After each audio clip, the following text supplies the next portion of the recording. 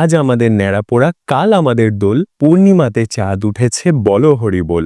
দোলযাত্রার আগের রাতে বাঙালি মেতে ওঠে ন্যাড়া পোড়া উৎসবে। কিন্তু কে এই ন্যাড়া আর কেন প্রতি বছর ন্যাড়া পোড়ানো হয় সেটা জানেন কি?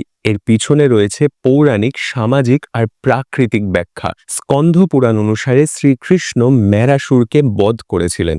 ম্যারা শব্দের অর্থ মেষ বা ভেড়া। এই ম্যারা শব্দটাই সময়ের সঙ্গে অপভ্রংশে ন্যাড়া হয়ে ওঠে, তাই ম্যারা পোড়া কথাটা হয়ে ওঠে ন্যাড়া পোড়া। এই ম্যারা পোড়া বা ন্যাড়া পোড়া উৎসব বাংলার বহু অঞ্চলে চাঁচর উৎসব নামেও পরিচিত।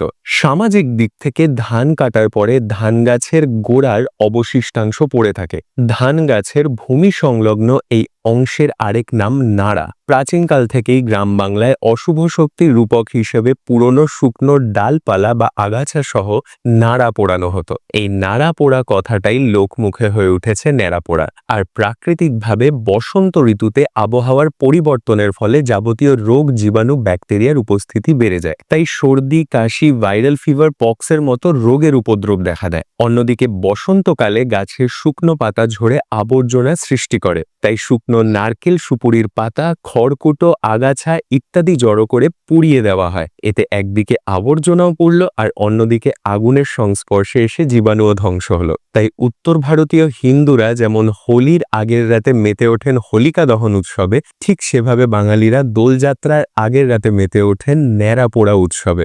নাম আলাদা হলে কি হবে, উৎসবের চেহারা একই রয়ে গেছে।